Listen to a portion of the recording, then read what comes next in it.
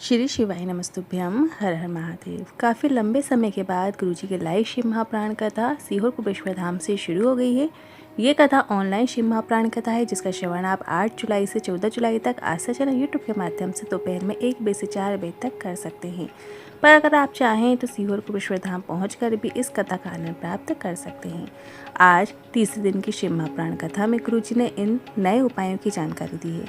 गुरुजी ने बताए हैं कि शमी पत्र के 4 नए उपाय, मंदार का जो पुष्प होता है, आंकड़े का जो पुष्प होता है, उससे जुड़े 2 नए उपायों की जानकारी दी है।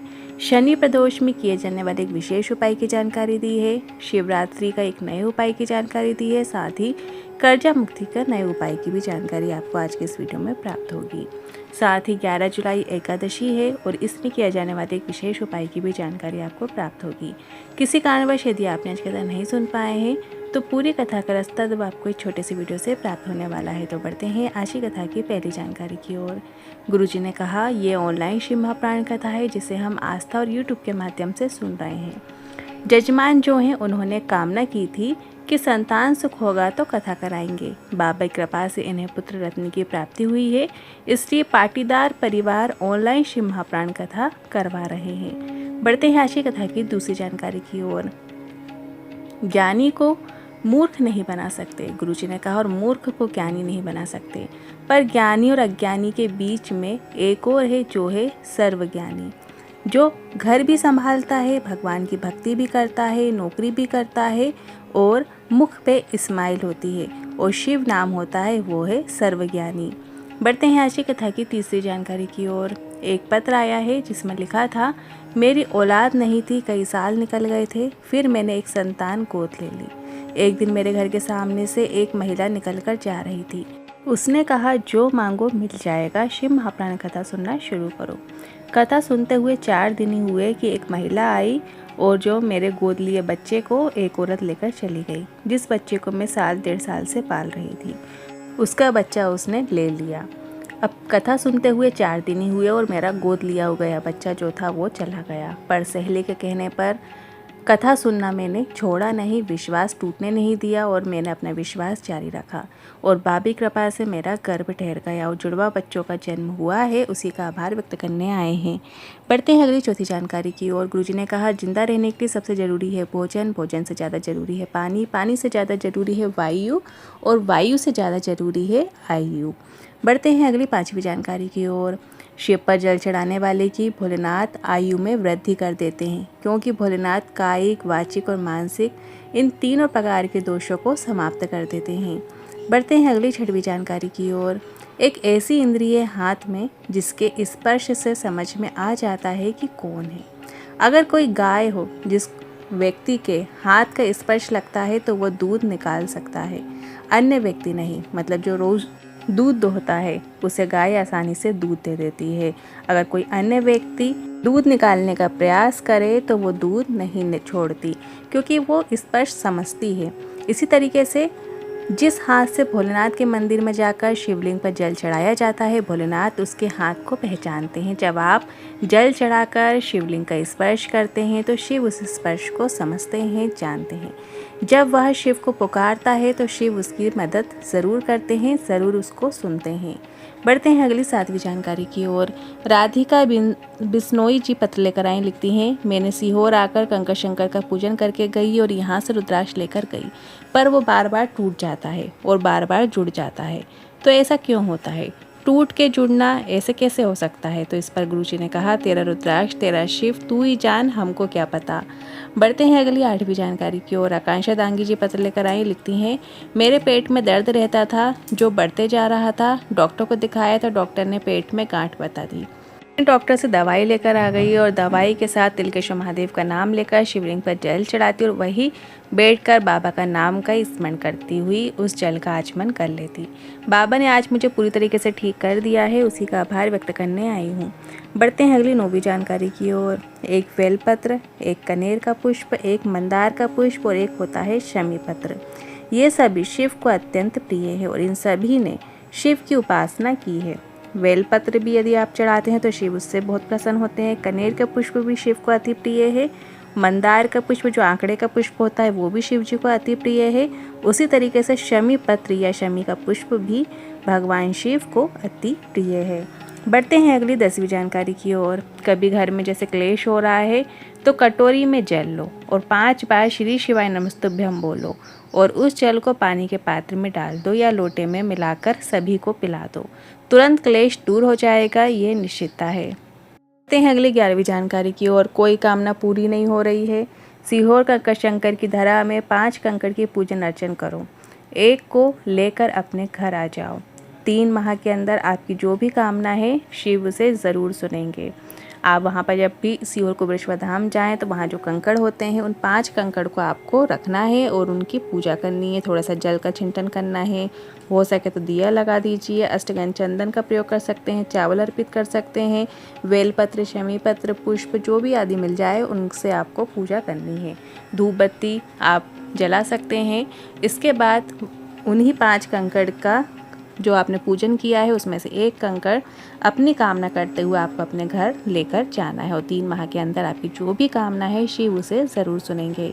बढ़ते हैं अगली 12वीं जानकारी की ओर। रजनीश शर्मा जी पत्र लेकर आए, लिखते हैं आपने जो जो उपाय बताया वो सभी किया। 1 लोटा जल चढ़ाना शुरू किया। किराए के मकान में रहते थे, कर्जा बढ़ता जा रहा था। 20 साल जीवन के ठोकर खाते खाते निकल गए, पर बाबा की कृपा ऐसी हुई कि बेटे की सरकारी नौकरी लग गई, कारोबार चलने लग गया, खुद का मकान बन गया। उसी का आभार व्यक्त करने आए हैं। बढ़ते हैं आज की कथा की 13वीं जानकारी की ओर। शरीर में बीमारी है तो खूब इलाज कराओ, पर उसके साथ एक उपाय करो। शनि प्रदोष के दिन शमी के नीचे जल चढ़ाकर 7 बार जल चढ़ाकर लंबी बाती का एक दिया सरसों के तेल का लगाना शुरू कर दो। आपका रोग ज़रूर मिटेगा। फिर से सुनिए, शनि प्रदोष का दिन मतलब जिस प्रदोष के दिन शनिवार हो वो शनि प्रदोष कहलाती है। तो शनिवार के दिन जिस दिन प्रदोष है उसी दिन आपको शमी का जो आपके घर में वृक्ष है या पौधा है या आसपास जहाँ भी है वहाँ पर आपको 7 बार जल चढ़ाना है। एक कलश में जल लें और उसको 7 बार में करके थोड़ा थोड़ा करके आपको चढ़ा देना है। फिर लंबी बाती का एक सरसों का दिया आपको बना लेना है। सरसों के तेल का दिया बना लें, लंबी बाती का प्रयोग करना है और उसे प्रज्वलित करें। बस आपको इतना ही करना है और बाबा से रोग मुक्ति की कामना करें। इस तरीके से आप इस विशेष उपाय को शनि प्रदोष के दिन शाम के समय करना प्रारंभ करें। आपका जो भी रोग है, कितनी ही बड़ी क्यों ना बीमारी हो, वो ज़रूर मिटेगी। बढ़ते हैं अगली 14वीं जानकारी की ओर। घर में पैसों की यदि कमी है, कर्जा बढ़ रहा है, व्यापार आपका चल नहीं रहा है, घर में पैसा आ ही नहीं रहा है, तो आपको ये आसान उपाय करना प्रारंभ कर देना है। ये उपाय आपको सोमवार या शुक्रवार में से किसी भी दिन आप कर सकते हैं। इस उपाय को करने के लिए भी आपको शमी के वृक्ष के नीचे इस उपाय को करना है। शमी का पौधा है, शमी का वृक्ष जो आपके घर में हो या आसपास कहीं पे हो, तो वहाँ पे आपको एक दीपक लगाना चालू करना है। एक घी का दिया आपको लगाना प्रारंभ कर देना है और 7 चावल के दाने आपको शमी के वृक्ष के नीचे अर्पित कर देना है। 7 चावल के दाने शमी के वृक्ष के नीचे अर्पित करने के बाद 1 चावल का दाना उठाकर आपको शिवलिंग के ऊपर अर्पित कर देना है। वही जो शमी वृक्ष में आपने 7 चावल के दाने अर्पित किए, वहाँ का 1 चावल का दाना उठाकर शिवलिंग के ऊपर आपको चढ़ा देना है, अर्पित कर देना है। ऐसे धन संपदा बढ़ेगी, आपको खुद अचरज होगी, आप फिर दिनों दिन बढ़ते ही चले जाएंगे। तो ये उपाय आप सोमवार या शुक्रवार दोनों में से किसी भी दिन आप कर सकते हैं। बढ़ते हैं अगली 15वीं जानकारी की ओर। अगर घर में कोई नशा करता है, व्यसन में डूबा रहता है, मान ही नहीं रहा है, नशा कर ही रहा है, तो आपको एक सरल उपाय करना है। शमी के नीचे, शमी जो वृक्ष है उसके नीचे आपको शिवलिंग का निर्माण करना है। पार्थिव शिवलिंग का निर्माण कीजिए और उसी में आपको 7 बार जल चढ़ाना शुरू करना है।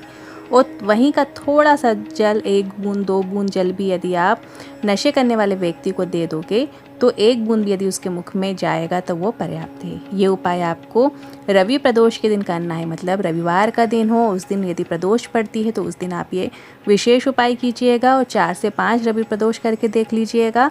उस व्यक्ति को नशा से घृणा होना शुरू हो जाएगी। बढ़ते हैं अगली 16वीं जानकारी की ओर। शमी के पौधे के नियम बताते हुए गुरुजी ने कहा, घर से निकलते समय सीधे हाथ की ओर शमी का पौधा होना चाहिए। घर आते समय उल्टे हाथ की ओर शमी का पौधा होना चाहिए। शमी का पौधा जितना छोटा होगा उतना फल प्रदान करता है। शमी का पौधा अगर आपकी कमर से बड़ा हो गया है तो उसे कहीं ले जाकर मंदिर में लगा देना चाहिए। अगर इन नियमों का हम पालन करते हैं तो शमी पत्र आपको धनवान बनाने का बल रखता है, करोड़पति बनाने का बल रखता है। बढ़ते हैं अगली 7वीं जानकारी की ओर। गुरुजी ने बताया कि शमी के पौधे की मिट्टी को अपने मस्तक पर लगाकर कार्य के लिए निकल जाओ। 4 दिन करके देखो, 5वें दिन आपको अपने कार्य में सफलता जरूर प्राप्त होगी, ये निश्चितता है। बढ़ते हैं अगली 18वीं जानकारी की ओर। गणेश जी को राजी करने के लिए सबसे सुंदर जगह है शिवलिंग में जलाधारी में सीधे हाथ की ओर जल चढ़ाना शुरू करो, चंदन लगाना शुरू करो, दूर्वा चढ़ाना शुरू करो। गणेश जी हर मनोकामना पूरी कर देते हैं। यदि घर में विवाह नहीं हो रहा है, शुभ कार्य नहीं हो रहे हैं, तो ऐसे में शिवलिंग पे जो जलाधारी में राइट हैंड साइड में जो स्थान है गणेश जी का, वहाँ पर आपको जल चढ़ाना शुरू करना है, चंदन चढ़ाना शुरू करना है, चंदन आपको लगाना शुरू करना है, दूर्वा अर्पित कीजिए उसी स्थान पर। गणेश जी आपकी हर मनोकामना पूरी कर देंगे। बढ़ते हैं अगली 19वीं जानकारी की ओर। भूल से भी अगर मध्य रात्रि में शिवरात्रि के दिन कोई मंदार का पुष्प और शमी पत्र को मिलाकर, मतलब आंकड़े का पुष्प या मंदार का पुष्प और शमी पत्र को एक साथ मिलाकर यदि अष्टविनायक का नाम लेकर शिवलिंग पे अर्पित कर देगा तो उसके जीवन के सारे कष्ट दूर हो जाएंगे। बढ़ते हैं अगली 20वीं जानकारी की ओर। गुरुजी पंडित प्रदीप मिश्रा जी की जो आगामी कथाएं हैं उनकी जानकारी इस प्रकार है। 24 जुलाई से 28 जुलाई गुरु पूर्णिमा विशेष श्री शिव महाप्राण कथा रहेगी, जो कि सीहोर कुबेश्वर धाम मध्य प्रदेश से चलेगी। फिर 29 जुलाई को गुरु दीक्षा महोत्सव रहेगा। इस महोत्सव में आप सभी शामिल हो सकते हैं, गुरुजी से गुरु दीक्षा ले सकते हैं। सावन का मेला जो सीहोर में चलता है वो 30 जुलाई से शुरू हो जाएगा, जिसमें लोग कावड़ भर के सीहोर आते हैं, कुबेश्वर बाबा पे जल चढ़ाते हैं। तो आप सभी भोलेनाथ को जल अर्पित कर सकते हैं। 25 अगस्त को गुरुजी पंडित प्रदीप मिश्रा जी भोम प्रदोष के दिन सावन की कावड़ यात्रा करेंगे, जो प्रत्येक वर्ष करते हैं, जिसमें आप भी सम्मिलित हो सकते हैं। 11 जुलाई एकादशी का व्रत है। इस दिन भी आप इस एकादशी के उपाय को कर सकते हैं। एकादशी के दिन आप जो व्रत रखते हैं उन्हें वृक्ष की पत्तियां नहीं तोड़ना है, ना शमी पत्र तोड़ना है, ना बेल पत्र तोड़ना है, कोई भी पत्ती आपको अपने हाथों से नहीं तोड़ना है। साथ ही आप किसी विशेष कामना के लिए या नौकरी प्राप्ति के लिए, व्यापार उन्नति के लिए आप इस विशेष उपाय को कर सकते हैं। इस उपाय को करने के लिए आपको 7 बेलपत्र की आवश्यकता होगी, 1 कलश जल की आवश्यकता होगी। आपके पास पर्याप्त मात्रा में गंगा जल है तो आप गंगा जल ले सकते हैं 1 लोटा, नहीं तो कुछ बूंदे आप गंगा जल की उस लोटे में डाल लें और साथ ही 7 बेलपत्र उसके अंदर डाल लें। डंडी ऊपर की ओर होनी चाहिए, पत्ती जो है वो जल कलश के अंदर डूबी हुई होनी चाहिए। फिर आपको भोलेनाथ के मंदिर में जाना है और जो कलश का जो जल है वो नंदी के जो उठा हुआ चरण होता है वो गंगा जल पूरा आपको नंदी के उठे हुए चरणों में श्री शिवाय नमस्तुभ्यं बोलते हुए समर्पित कर देना है। अब कलश में जो 7 बेलपत्र बची हैं उन्हें एक एक करते हुए श्री शिवाय नमस्तुभ्यं बोलते हुए अपने मन का भाव रखते हुए, जिस कामना से आप इस उपाय को कर रहे हैं वो मन में ध्यान में रखते हुए आपको 7 बेलपत्र एक एक करके श्री शिवाय नमस्तुभ्यं बोलते हुए शिवलिंग पर अर्पित कर देना है। जब आप शिवलिंग पर अर्पित करेंगे तो जो बेलपत्र की डंडी का मुख है वो आपसे ठीक विपरीत दिशा की ओर होना चाहिए, जहां से भी बैठकर आप बेलपत्र अर्पित कर रहे हैं, या फिर जलाधारी की ओर करते हुए भी उस बेलपत्र को आप अर्पित कर सकते हैं। इस तरीके से आपको ये उपाय करना है। साथ ही शाम के समय, प्रदोष काल के समय आपको तुलसी दीप अपने घर में ज़रूर प्रज्वलित करना है। यदि आसपास आपके विष्णु भगवान का, लक्ष्मी नारायण भगवान का मंदिर है तो वहाँ पर भी आप वो तुलसी दीप लगा सकते हैं। तुलसी दीप कैसे बनाया जाता है, ध्यान से सुनिएगा। जो तुलसी की सूखी हुई लकड़ियाँ होती हैं उनको कच्चे सूत में लपेटकर या रुई में लपेटकर घी का प्रयोग करते हुए आपको बना लेना है। एक मिट्टी के दिए में आपको रख लेना है और इसके बाद आपको एक दिया अपने ही घर में, आप अपने जो विष्णु भगवान की फ़ोटो है या लड्डू गोपाल जी की जो प्रतिमा आपके घर में मौजूद है वहाँ पर आपको ओम नमो भगवते वासुदेवाय मंत्र का स्मरण करते हुए वो दीप लगा लेना है। और एक दिया यदि आपके आसपास मंदिर है लक्ष्मी नारायण का या विष्णु भगवान का, लड्डू गोपाल जी का, राधे कृष्ण का, तो वहाँ पे भी आप एक दिया ओम नमो भगवते वासुदेवाय मंत्र का स्मरण करते हुए आप प्रज्वलित कर सकते हैं। साथ ही व्रत का पारण आपको 12 जुलाई के दिन करना है। 12 जुलाई को सुबह के समय आपको स्नान करने के बाद एक कटोरी में, छोटी सी कटोरी में आपको थोड़ा सा गंगा जल ले लेना है और तुलसी दल आपको उसके अंदर डाल लेना है और जो आपके घर में लड्डू गोपाल हैं उनके सामने रखते हुए आपको भोग लगाना है और इसके बाद वही गंगा जल तुलसी को आपको ग्रहण कर लेना है, अपने मुख में डाल लेना है सबसे पहले। क्योंकि जो भी हमसे जाने अनजाने में व्रत के दौरान भूल चूक होती है, गलती से गलत विचार मन में आ गया या हमारे मुख से झूठ निकल गया या जाने अनजाने में जो भी हमसे पाप कर्म हो जाते हैं व्रत रखने के दौरान, तो वो उससे हमें क्षमा मिलती है। साथ ही व्रत हमारा जो है वो हमारा स्वीकार होता है। तरीके से हमारा व्रत यहाँ पे पूर्ण हो जाता है। और प्रदोष के दिन आपको चावल अपने घर में ज़रूर बनाने होते हैं और चावल को भी आपको लड्डू गोपाल जी को उसमें थोड़ा सा गुड़ या शक्कर रखकर, थोड़ा सा घी रखकर, तुलसी दल ज़रूर रखकर फिर भोग लगाइएगा। और जब आप ग्रहण करेंगे, जब आप जो भी भोजन ग्रहण करेंगे, सबसे पहले अपने मुख में आप चावल ही खाइएगा। चावल जो भोग रूप में आपने चढ़ाए हैं उसको आपको ज़रूर अपने मुख में डालना है। इस तरीके से ये व्रत यहाँ पे पूर्ण हो जाएगा और आपको व्रत का पूर्ण फल प्राप्त होगा। आज के उपाय से जुड़े मन में कोई सवाल है, क्वेश्चन है तो कमेंट के जरिए पूछ सकते हैं। वीडियो थोड़ा भी उपयोगी लगा हो तो वीडियो को लाइक करके कमेंट बॉक्स में हर हर महादेव ज़रूर टाइप कीजिएगा।